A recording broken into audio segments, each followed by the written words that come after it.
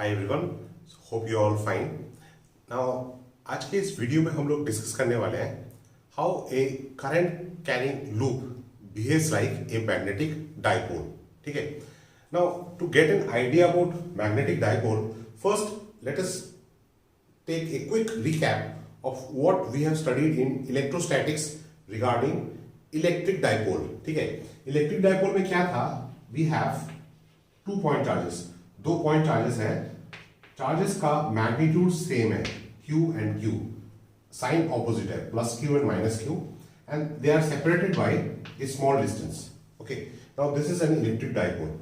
Now we have also seen that when this electric dipole is placed in external electric field, it is placed in external electric field, this positive charge will experience a force in the direction of electric field, negative charge will experience a force opposite to direction of electric field. So these two forces will be equal in magnitude and opposite in direction, and the net force will be zero. So electric dipole placed in external uniform electric field, the net force on the dipole will be zero. Now we will see like what is the corresponding behavior of a magnetic dipole. First we will understand what is a magnetic dipole, and then we will see what happens when this dipole is placed in external magnetic field. Okay, so basically in this video I am going to discuss the behavior of this circular loop as magnetic dipole. Okay, now this was electric dipole. Now suppose we have a circular loop. Okay, this is a circular loop, and we are observing the loop from this side, and the loop is drawn on the board. Okay, so it is carrying current I. This loop is carrying current I. Okay, and the current is flowing in anti-clockwise direction. Like when we are observing from this side, इस side से जब हम लोग देख रहे हैं तो current कैसे फ्लो कर रहा है, current is flowing in anti clockwise direction, current anti clockwise flow कर रहा है। ठीक है, घड़ी जिस डायरेक्शन में मूव करता है उसके ऑपोजिट डायरेक्शन में मूव कर रहा है।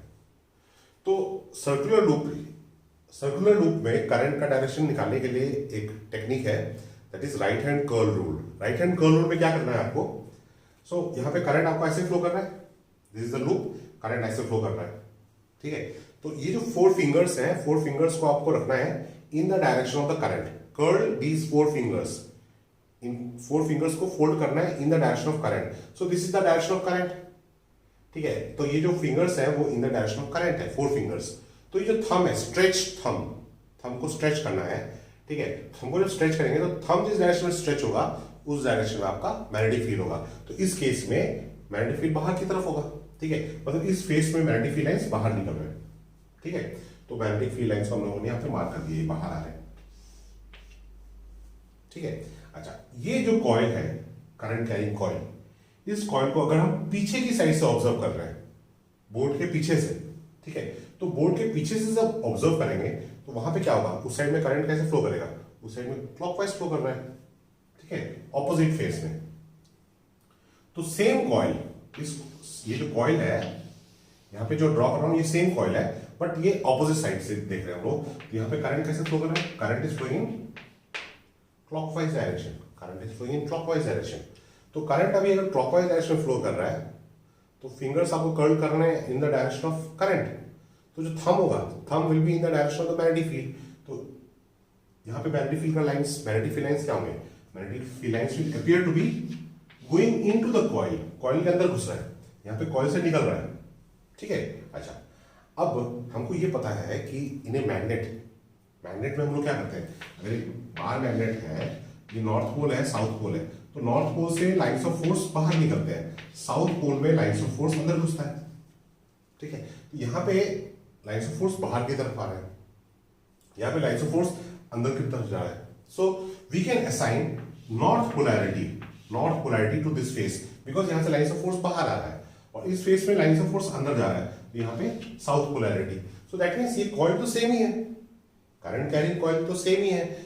हम इस साइड से जब देख रहे हैं तो इस फेस में क्या है, नॉर्थ पोलैरिटी है, मतलब यहाँ पे करंट ऐसे अगर फ्लो कर रहा है, इस कॉइल में अगर करंट ऐसे फ्लो कर रहा है, ठीक है, इस डायरेक्शन में ऑब्जर्व कर रहे हैं, करंट ऐसे फ्लो कर रहा है, तो इस फेस में क्या होगा, नॉर्थ पोलैरिटी, और इस फेस में क्या हो जाएगा, साउथ पोलैरिटी। दैट मीन्स एक करंट कैरिंग कॉइल में आपका एक फेस में नॉर्थ पोल है, एक फेस में साउथ पोल है, 2 पोल हो गए। That means it is behaving like a dipole, ठीक है। सो करंट लूप behaves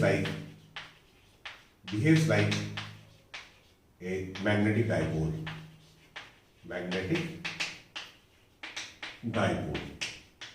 ठीक है, मैग्नेटिक डाइपोल, ठीक है। So this is our first observation, पहली चीज। अच्छा, दूसरा चीज क्या हुआ कि जैसे हम लोगों ने इलेक्ट्रिक डाइपोल में पढ़ा था कि corresponding to electric dipole we have a mathematical quantity called electric dipole moment. Similarly, corresponding to magnetic dipole we will have a quantity called magnetic dipole moment, ठीक है।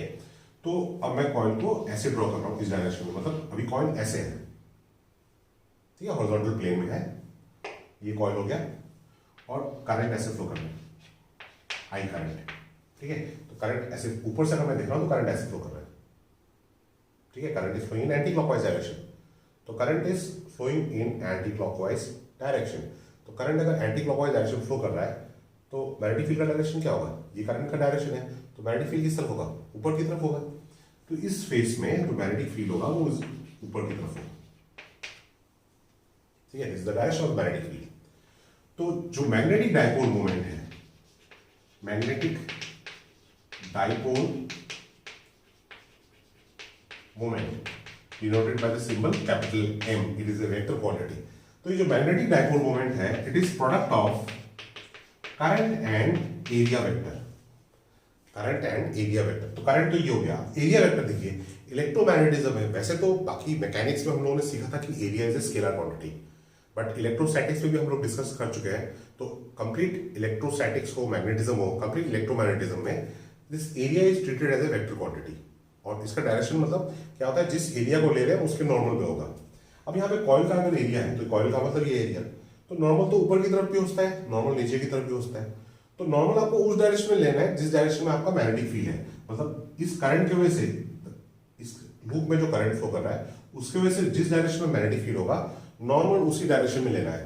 That means area vector will be in this direction, this is the direction of the area vector. तो अगर area vector इस direction में है तो इसका मतलब मैग्नेटिक मोमेंट भी इसी डायरेक्शन में होगा, क्योंकि m is equal to I into A, current तो स्केलर क्वांटिटी है, तो मैग्नेटिक मोमेंट तो एरिया वेक्टर के डायरेक्शन में जाएगा, तो m is in the direction of area vector. तो मतलब जिस डायरेक्शन, अब ये करंट का डायरेक्ट, ये करंट फ्लो कर रहा है, तो इस करंट की वजह से मैग्नेटिक फील्ड ऊपर की तरफ हो गया, एरिया वेक्टर ऊपर की तरफ हो गया, मैग्नेटिक मोमेंट भी ऊपर की तरफ हो गया, ठीक है। तो ये हो गया magnetic moment. This is how mathematically magnetic moment is defined, it is a product of current and area vector. तो अब करंट का जो यूनिट है ये तो एम्पियर हो गया, एरिया के यूनिट मीटर स्क्वायर हो गया, तो मतलब मैग्नेटिक मोमेंट का यूनिट क्या हो जाएगा, एम्पियर मीटर स्क्वायर, ठीक है, एम्पियर मीटर स्क्वायर। अब इलेक्ट्रोस्टैटिक्स के साथ थोड़ा और कंपैरिजन इसका दिखता है कि मतलब वहां पे इलेक्ट्रिक डाइपोल का बिहेवियर और यहाँ पे जो मैग्नेटिक डाइपोल का बिहेवियर है उसका थोड़ा सा कंपैरिजन। मतलब मैग्नेटिज्म में हम लोगों ने पढ़ा था कि अगर एक सर्कुलर लूप है, सर्कुलर लूप कैरिंग करंट, तो इसके एक्सिस पे suppose this is point P which is at a distance x, radius हो गया r, तो P पॉइंट पे जो मैग्नेटिक फील्ड होगा, करंट ऐसे फ्लो कर रहा है, तो मैग्नेटिक फील्ड का जो डायरेक्शन है वो तो इस डायरेक्शन में होगा, this is the direction of the magnetic field, ठीक है, this is the direction of the magnetic field. और इस मैग्नेटिक फील्ड का मैग्नीट्यूड कितना होगा, it is equal to mu naught by 4 pi twice pi I R square divide by R square plus X square raise to power 3/2, raise to power 3/2। तो ये हो गया magnetic field का magnitude, ठीक है, along the axis for a current loop of radius r carrying current I at distance x from the center along the axis, ठीक है। तो इसको थोड़ा सा अगर सिंप्लीफाई करें तो ये 2 टाइम्स हो गया, तो b इक्वल टू हो जाएगा mu naught I R square divide by 2 R square plus X square 3/2, ठीक है। अच्छा, अब अगर point of observation far away from the coil, that means x is much greater than r, so for x much greater than r square plus x square will be approximately equal to x square, तो x square पर 3/2 मतलब x cube, तो ये v equal to हो गया mu naught I R square divide by twice x cube. अब मैं numerator और डिनोमिनेटर में पाई से अगर मल्टीप्लाई करूं, पाई से, ठीक है, क्यों पाई से मल्टीप्लाई किया? ये जो पाई आर स्क्वायर है ये एरिया है, area into current into area, this magnetic dipole moment, so that means this term can be replaced by magnetic dipole moment m। तो b इक्वल टू क्या हो जाएगा? Mu not m bye twice pi x cube, mu naught m bye twice pi x cube. तो ये हो गया expression for magnetic field in terms of magnetic dipole moment far away from the coil, ठीक है। अब ये जो term होता है, देखिए जैसे इलेक्ट्रोस्टैटिक्स में हम लोग 1/4 पाई एप्सिलॉन ये कांस्टेंट लिखते हैं, ठीक है। मैग्नेटिज्म में हम लोग म्यू नॉट बाय 4 पाई ये टर्म होता है, ठीक है। तो इसको मैं म्यू नॉट बाय 4 पाई के फॉर्म में रखूं तो ये हो जाएगा b is equal to mu naught by 4 pi twice m by x cube, twice m by x cube. अब ये जो एक्सप्रेशन है, अगर इलेक्ट्रोस्टैटिक्स में हम लोग कंपेयर करें तो इलेक्ट्रोस्टैटिक्स में E इक्वल टू आया था 1/4 pi epsilon naught twice p by x cube, twice p by x cube.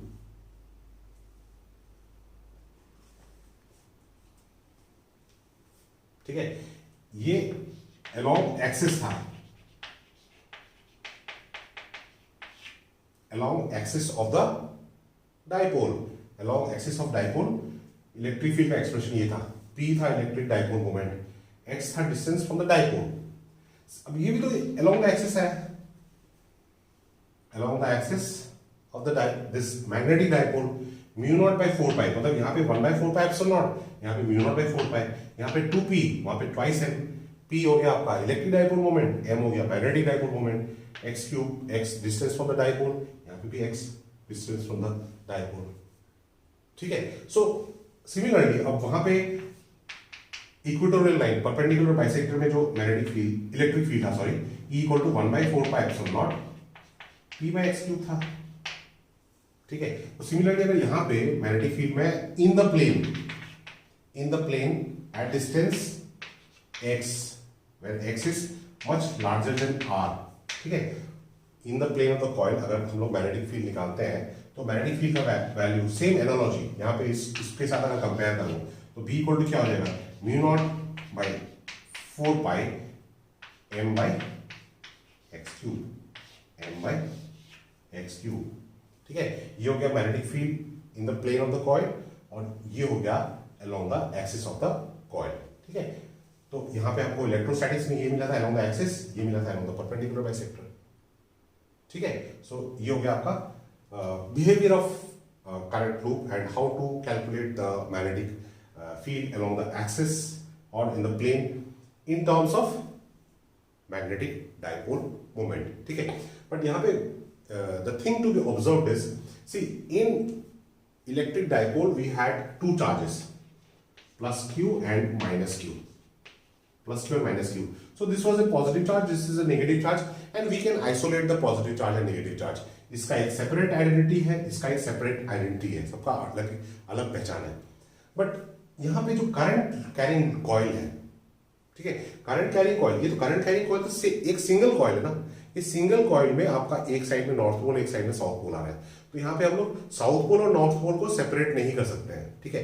मतलब मैग्नेटिक मोनोपोल का कोई कॉन्सेप्ट नहीं है, मैग्नेटिज्म में डाइपोल ही होगा, ठीक है। Wherever you have magnetism you will have dipole, you can't have separate north pole. इसको ये इस कॉइल में करंट फ्लो कर रहा है और हमारे एक साइड में नॉर्थ पोल एक साइड में साउथ पोल मिल रहा है, तो हम नॉर्थ पोल और साउथ पोल को सेपरेट नहीं कर सकते हैं, ठीक है। सो अभी हम लोगों ने ऑब्जर्व किया कि अगर आपके पास एक सर्कुलेटिंग करंट है, मतलब current flowing in a circular loop, then the loop is behaving like a magnetic dipole, ठीक है। Now based on this observation, Ampere suggested that कि जो मैग्नेटिक मटेरियल्स होते हैं वहां पे, तो मैग्नेटिक मटेरियल्स में भी तो सेम बिहेवियर होना चाहिए, मतलब क्यों? क्योंकि वहां पे इलेक्ट्रॉन्स रिवॉल्व कर रहा है, तो because of the motion of the electron, that moving electron is equivalent to a charge moving in a circular path, so a charge moving in a circular path is equivalent to current, current carrying loop behaves like a magnetic dipole. So there is some comparison कि अगर electron भी circular path में move कर रहा है तो corresponding to that we will have a magnetic field, ठीक है। सो नेक्स्ट वो हम लोग स्टडी करेंगे अभी।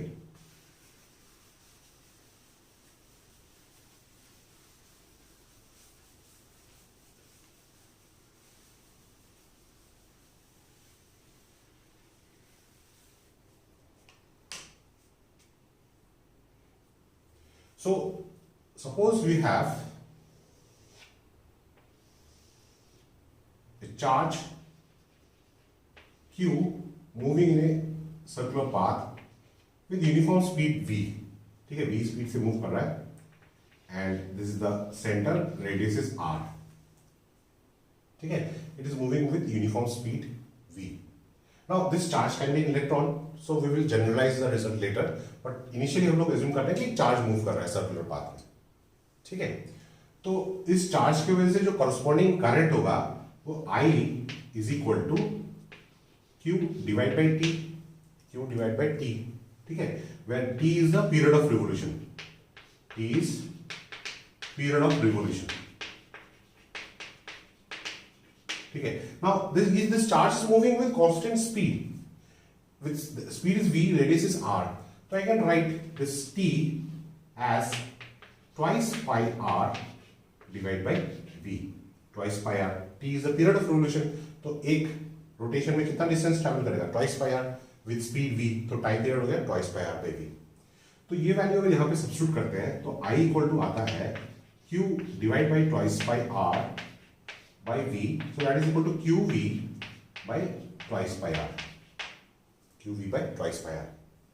अब मैग्नेटिक मोमेंट को उन्होंने कैसे डिफाइन किया था, magnetic moment is current into area, so that is equal to current into pi r square, ठीक है, रेडियस स्मॉल आर है तो पाई आर स्क्वायर,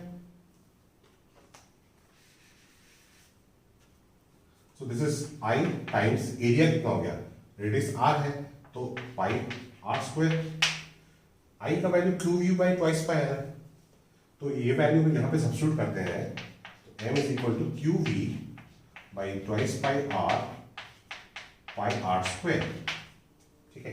तो ये पाई कैंसिल हो गया, एक r कैंसिल हो गया, तो m इक्वल टू कितना आ गया, m इक्वल टू आ गया q v r divide by 2, ठीक है। So this is the expression for magnetic dipole moment associated with the motion of the charge. मान लेते हैं कि ये जो चार्ज पार्टिकल है ये इलेक्ट्रॉन है, ठीक है। अगर ये चार्ज इलेक्ट्रॉन है, ठीक है, इलेक्ट्रॉन, तो अगर इलेक्ट्रॉन इस डायरेक्शन में मूव कर रहा है, इस डायरेक्शन में मूव कर रहा है, ठीक है, तो कॉरस्पॉन्डिंग करंट जो होगा वो इस डायरेक्शन में मूव करेगा, ऑपोजिट डायरेक्शन में। The electron is moving in this direction, current का डायरेक्शन नेगेटिव चार्ज के मोशन के ऑपोजिट में होता है, तो करंट आपका इस डायरेक्शन होगा, ठीक है, current is flowing in anti clockwise direction, so corresponding to this current is flowing like this, what will be the direction of magnetic field into the plane of the board, ठीक है। मैंने आपको बताया था ना कि m जो है m is equal to I into a vector form में, तो मतलब m का डायरेक्शन जो होगा वो किसके डायरेक्शन होगा, वो a के डायरेक्शन होगा, ठीक है। m will be in the direction of area vector, but area vector किसके डायरेक्शन में होगा, इस करंट की वजह से जो मैग्नेटिक फील्ड होगा, induced magnetic field produced due to this current, वो मैग्नेटिक फील्ड अगर अंदर की तरफ, इस केस में मैग्नेटिक फील्ड अंदर की तरफ है, तो मैग्नेटिक फील्ड अंदर की तरफ है तो एरिया वेक्टर भी उसी डायरेक्शन में होगा, ठीक है। मतलब मैग्नेटिक मोमेंट एरिया वेक्टर के डायरेक्शन में होता है, एरिया वेक्टर मैग्नेटिक फील्ड के डायरेक्शन में होता है, इसका मतलब मैग्नेटिक फील्ड और magnetic moment they will be in the same direction, so magnetic moment will be in the direction of magnetic field, so since the magnetic field is directed inward, so that means this magnetic moment, ये तो magnetic moment का मतलब अगर Q यहाँ पे electron है, ठीक है, तो m इज इक्वल टू हो गया EVR by 2 और उसका डायरेक्शन क्या होगा, मैग्नेटिक मोमेंट का डायरेक्शन होगा इनवर्ड, ठीक है। सो डायरेक्शन को कैसे मार्क कर रहा हूं, with a cross, this is the direction of the magnetic dipole moment. Now another thing is see m magnetic dipole moment is EVR divide by 2, ठीक है। Now if I multiply this numerator with m and denominator with m, where m is this mass, small m is the mass of electron, mass of electron। मतलब ये जो charge है, charge क्यों लिया था मैंने, अगर वो इलेक्ट्रॉन है और इसका मास, तो इलेक्ट्रॉन का मास और इस पार्टिकल का मास m है, ठीक है, और इसका चार्ज ये E हो गया, तो ये m से मैंने मल्टीप्लाई और डिवाइड किया। क्यों डिवाइड किया, ये जो क्वांटिटी है mvr, what is this mvr, mvr is angular momentum, mvr it is angular momentum, angular momentum, ठीक है, इसको मैं कैपिटल L से लिख रहा हूं।